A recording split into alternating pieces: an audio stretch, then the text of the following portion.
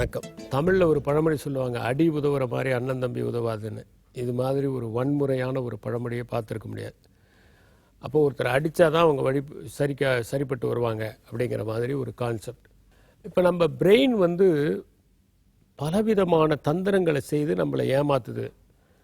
எல்லாமே உண்மை அல்ல அப்படிங்கிறத நம்ம பார்த்தோம். இப்போ நம்ம மூளை சில நேரங்களில் நம்மளை ஏமாற்றும். இப்போ ஒரு உதாரணத்துக்கு, எல்லாமே ஒரே மாதிரி வளைஞ்சி ஒரு கட்டடம் இருந்துச்சுன்னா அது சரியாக இருக்கிற மாதிரியான ஒரு தோற்றம் நமக்கு ஏற்படும். இது ஒரு ஆப்டிக்கல் இல்லூஷன். ஆனால் அதற்கு காரணம் நம்முடைய மூளை தான். அதே மாதிரி ஒரு க்யூ இருக்குது, காரு. அந்த க்யூ நீளமாக இருக்குன்னு சின்னதாக இருக்கிற க்யூவில் போக ஆரம்பித்தோம்னா கடைசியில் எல்லா க்யூவும் ஒரே டைமில் தான் போய் சேரும். இதெல்லாம் நம்மளை பிரெயின் டிசீவ் பண்ணுற ஒரு விஷயம். அதே மாதிரி நம்ம பிரெயின் நம்ம ரொம்ப நாளாக சொல்லிகிட்டு இருக்கிற ஒரு கான்செப்ட் என்னென்னா, அடிக்கிற குழந்தைகள் ரொம்ப வன்முறையோடு வருவாங்க, அவங்க சமூகத்துக்கு தீங்கு விளைவிப்பாங்க அப்படிங்கிற மாதிரியான ஒரு கான்செப்ட் இப்போ உருவாகியிருக்கு. ஒரு காலகட்டத்தில் பார்த்திங்கன்னா அடித்து வளர்த்தா தான் அந்த குழந்தைங்க பணிவாக இருப்பாங்க, ஒழுங்காக இருப்பாங்க அப்படிங்கிறது. இப்போ இந்த ரெண்டு கான்செப்டையுமே கான்ட்ரடிக்டரி கான்செப்ட். ஒன்று அடித்தா வன்முறையாக வருவாங்கங்கிறது, இன்னொன்று அடி உதவுற மாதிரி அண்ணன். இதில் எது சரி? இப்போ அடிக்கிறதுக்கும் வன்முறைக்கும் எந்த சம்மந்தமும் இல்லை. இப்போ அடித்து வளர்க்கப்பட்ட குழந்தைங்களை கொஞ்சம் ரிசர்ச் பண்ணி பார்த்தாங்க. அடிக்காமல் ரொம்ப செல்லம் கொடுத்து வளர்த்த குழந்தைங்களையும் ரிசர்ச் பண்ணி பார்த்தாங்க.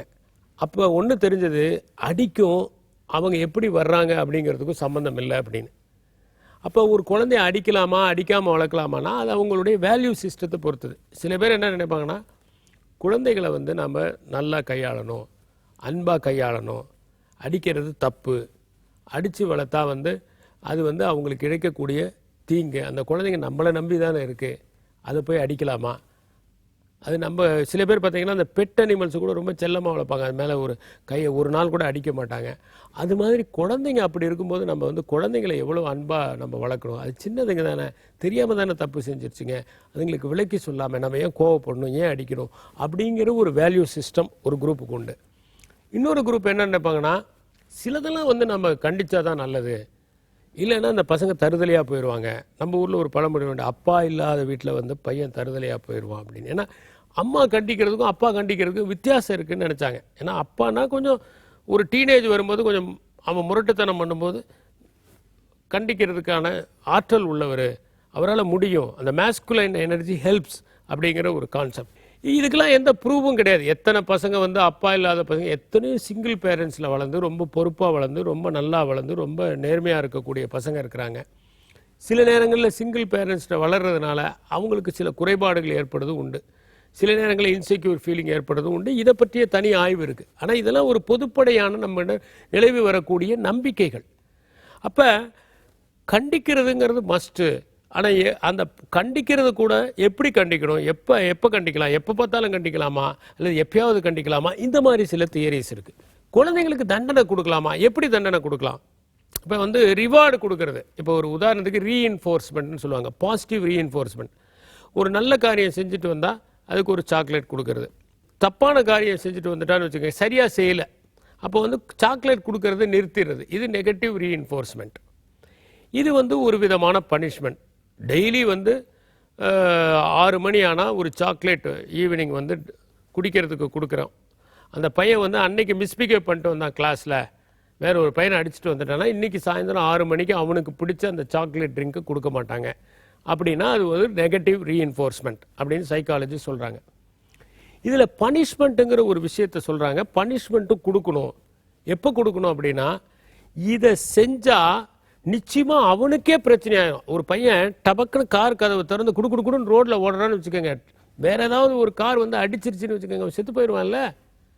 இப்போ இவனுக்கு கூப்பிட்டு சாதாரணமாக சொல்லிட்டு ஓங்கி ஒரு சாத்துறாலோ அல்லது வேறு ஏதாவது ஒரு பனிஷ்மெண்ட் கொடுத்தாதோ அவன் நிறுத்துவான் அப்படிங்கிறவங்க கூட உண்டு. இது கான்செப்ட் என்னென்னா, some punishment has to be given.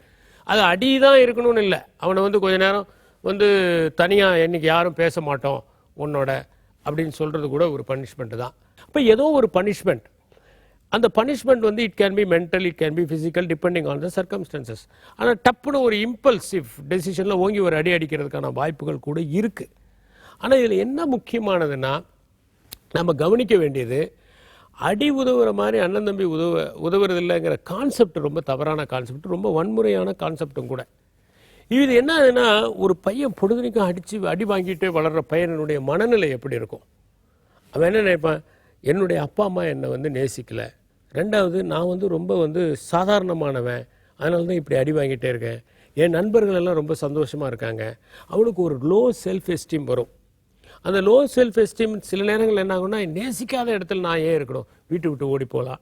பல இடங்களில் போய் பார்த்தீங்கன்னா, இந்த வழி தவறவங்களை போய் பார்த்தீங்கன்னா, அவங்களுடைய அந்த குடும்ப சூழல் ஒரு காரணமாக இருக்குது. எப்போ பார்த்தாலும் அடிக்கிற அப்பா, எப்போ பார்த்தாலும் புறக்கணிக்கிற அம்மா, இதெல்லாம் வந்து அந்த பசங்களுடைய சைக்காலஜி ரொம்ப அஃபெக்ட் பண்ணுது. அதனால் இந்த பழைய பழமொழி இன்று பொருந்துவது இல்லை. குழந்தைகளை நேசத்தோடும் அன்போடும் வளர்ப்பது அவசியம். தேவைப்படுகிற போது அவர்களுக்கு நாம் தண்டனை அளிக்கத்தான் வேண்டும். அந்த தண்டனையை கூட நாகரிகமாக கொடுத்து, அந்த தண்டனையின் மூலம் அவர்களாகவே அவர்கள் தவறை உணரும்படி செய்தால், அதற்கு பிறகு அவர்கள் திருந்திய மனிதர்களாக மாறுவார்கள். சமூகமும் செழிக்கும். நன்றி, வணக்கம்.